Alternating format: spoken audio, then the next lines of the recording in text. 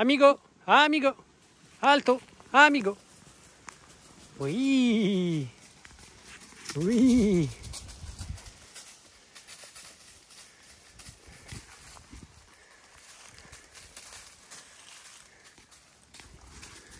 Salut à tous, bienvenue chez l'Amadoué. Alors aujourd'hui c'est la récréation. Non, je n'ai pas fait de faute. C'est la récréation des chiots. Donc pour la petite histoire, j'ai rechargé la tente à foin en foin. J'ai laissé une partie du foin dans la bétaillère qui est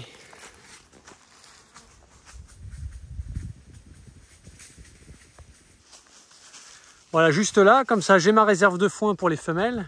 J'ai qu'à descendre le clapasse ici et l'amener donc chez les filles ici. Et pour faire un petit exercice, j'ai mis un collier à Alto. Je l'ai monté dans la bétaillère avec moi. Donc au début, il n'était pas fan, il s'est même pissé dessus. Et on est venu jusqu'ici, voilà. Et une fois que j'étais bien garé, je l'ai sorti. J'ai sorti Amigo. Et voilà, les deux zouzous jouent ensemble, les deux frangins, parce que c'est important qu'ils puissent quand même garder du lien entre eux, parce qu'ils vont certainement devoir par moment travailler ensemble. Là, ils explorent un petit peu tous les deux. Et donc j'avais déjà fait ça une fois, mais c'était là-haut, quand j'avais ramené les femelles là-haut, pour passer le produit là sur eux il y a 15 jours. Et Fred, mon référent, il m'a dit évite de les faire jouer quand ils sont dans les pattes des lamas, pour pas associer du jeu avec les lamas. Donc là, j'ai bien retenu la leçon. Alors avec les chiots, ça qui est bien, c'est que avec les chiens et les mammifères en général, on a le droit à l'erreur. Ce qu'il ne faut pas, c'est répéter les bêtises plusieurs fois et que ça s'ancre en eux. Mais là, du coup, ça roule. Donc là, voilà, ils peuvent faire les zozos sans être avec les lamas. Et ça fait, voilà, un petit mode récréation. Donc je vais essayer de faire ça de temps en temps. Comme ça va leur apprendre la marche en laisse. Et ils vont certainement faire l'association de « Ah tiens, si on me met la laisse, le collier, c'est que je vais aller jouer avec mon frangin. » Donc ça, c'est bienvenu de pouvoir se dire « c'est pas pour aller chez le veto et faire un truc pas cool. » Là, l'idée, c'est qu'à chaque fois, ils associent ça avec quelque chose de sympa, quoi. Donc voilà, il y a la Tika, j'y ai donné du grain, comme aux autres aussi. C'est comme là-bas, j'ouvrais le portail pour faire passer la bétaillère. Au moins, elle ne sort pas.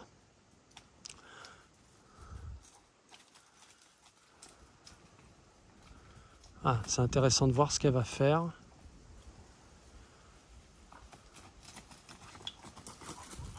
Donc là, elle n'a pas défendu spécialement son territoire. Elle n'a pas cherché à agresser les chiots. Oh non, joue pas avec ça, loulou.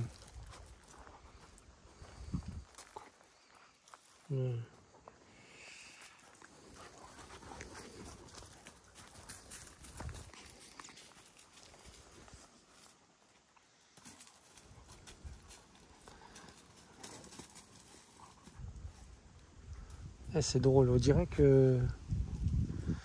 Donc le bringé, là, camouflage. C'est comme s'il lui avait retiré son jouet pour dire « mais joue avec moi, quoi ».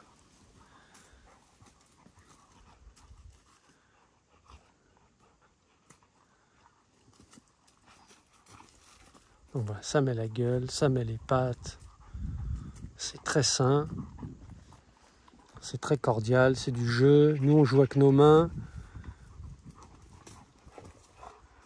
Eux, leur truc principal, c'est leur gueule.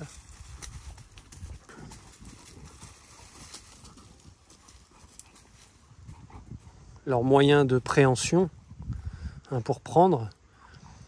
Les chiens, c'est leur gueule.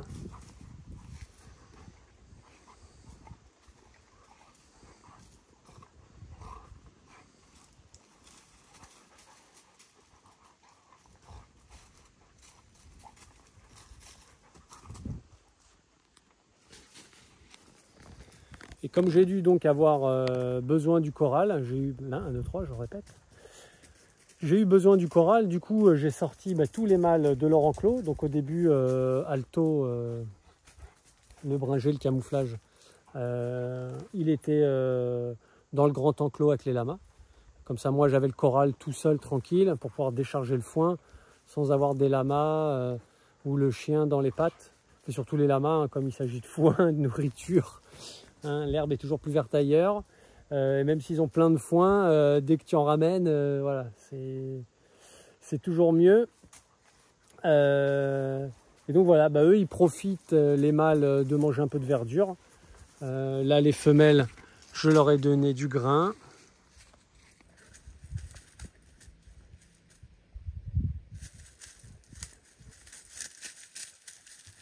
Donc ils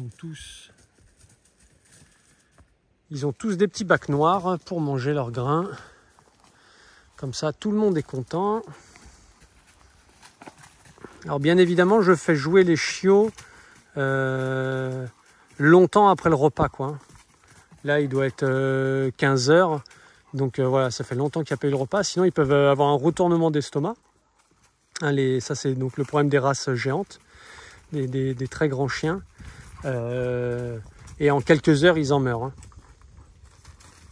Donc par exemple, les endroits où il y a beaucoup de prédation, donc où les chiens de protection ils vont avoir beaucoup de boulot la nuit, et on va chercher à leur donner à manger dans l'après-midi. Comme ça, à la tombée de la nuit, quand les prédateurs sortent, les chiens ils vont pas se faire un retournement d'estomac parce que sinon on les trouve morts le matin. Donc ça, c'est ce qu'il faut faire attention. Et pour avoir vécu ça avec mon bouvier australien, donc des chiens qui ont beaucoup d'énergie, 2 heures de marche avec moi, le chiot, il était pimpant, fringant, voilà, prêt à repartir. 20 minutes de jeu avec un congénère, il était cuit complet, il dormait 2 heures. Quoi. Parce que marcher, c'est facile, comme nous, quand on marche très longtemps, si certains ont déjà fait des grosses randos ou des genres de pèlerinage comme Compostelle, ce genre de choses, c'est un truc tellement automatique, marcher, que le cerveau il peut s'évader et on peut faire ça des heures et des heures. Et alors eux, ils sont en 4 pattes motrices, donc ils peuvent faire ça très très longtemps. Mais par contre, jouer, c'est comme nous quand on joue avec quelqu'un ou quand on fait l'amour, on doit s'adapter à l'autre, on doit être à l'écoute, voilà, et ça nous fatigue beaucoup plus que l'effort en lui-même, quoi. Là, il marche un peu, il court un peu, il se couche, il se lève, mais ce qui va les épuiser vraiment, c'est de s'adapter à l'autre, quoi.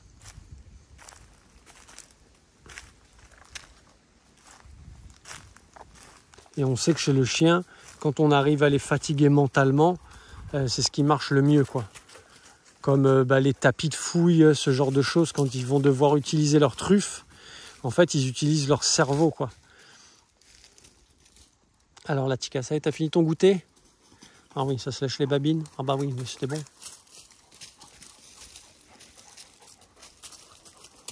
Oui, ils t'embêtent les oiseaux, mais ça va. Pas plus que ça.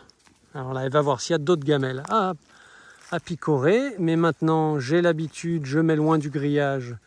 Parce que madame, même si elle a ses bacs pour manger du foin, c'est toujours meilleur chez les autres. Bon, tant qu'il y en a pour tout le monde, moi je m'en fiche.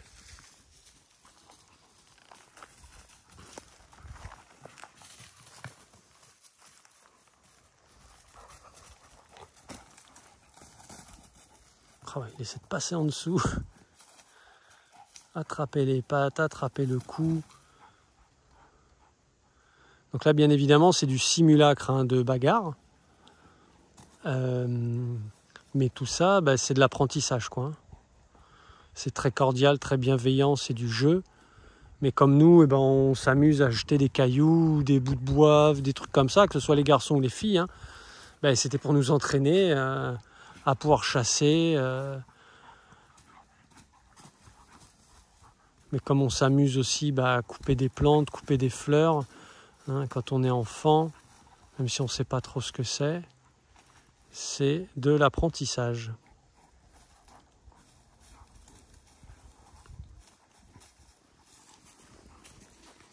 Allez, je viens de voir qu'on vient de passer les 10 minutes de vidéo, comme d'hab. Voilà, avec moi ça passe trop vite. On va s'arrêter là-dessus. Moi, les chiots, je vais les laisser jouer encore un moment. Puis quand je vais voir qu'ils seront un peu fatigués, eh bien, on va rentrer tout le monde dans sa petite maison avec son petit troupeau. Ah oui, il a attrapé le dos. Mais voilà, ça couine pas, ça reste cordial. Donc bon, c'est souvent le même qui est au sol, hein, mais il y a bien 5 kg d'écart. Et à cet âge-là, ben, ça fait pas mal de différence. Alors, ils font de l'espèce de lutte hein, gréco-romaine hein, avec le corps. Hein. Bon, l'huile en moins, quoi. Bon, je sais plus si c'est les Turcs ou s'il y en a qui savent, mettez-le en commentaire. Mais il y a un endroit en Europe là où ils se mettent de l'huile, mais genre huile d'olive, mais des litres et des litres sur eux pour faire de la lutte. S'il y en a qui ont la ref, partagez-la. Comme ça, les gens iront peut-être voir. C'est pour ça que je disais, ouais, l'huile en moins, mais en fait, c'est une connerie. Mais ce sport existe vraiment, quoi. Alors, ça y est, ça commence à fatiguer. Hein. Ouais, ça fait des bisous, là. Ouais. Ah oui. Ah non, pas tout à fait fatigué. Hein. Oh là là, les burritos. C'est un mélange de bourrin et de portos, hein, parce qu'ils sont portugais, hein, donc ça fait des burritos. Bon allez, sur ces conneries, on va arrêter là. Hein, vous savez, sinon on ne s'arrête plus.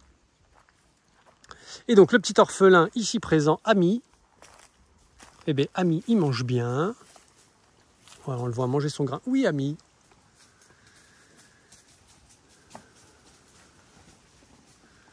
Voilà, il mange bien. Bah, pour l'instant, tout le monde va bien. On n'a pas trop de nouvelles pour l'instant des analyses médicales concernant le décès de Mia. Voilà, pour l'instant, on ne sait pas encore ce qui s'est passé. Allez, je vous fais des gros bisous.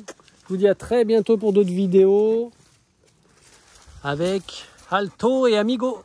Ah ouais, tu fais bisous. Amigo, ouais, ouais, mes loulous. Allez, ciao.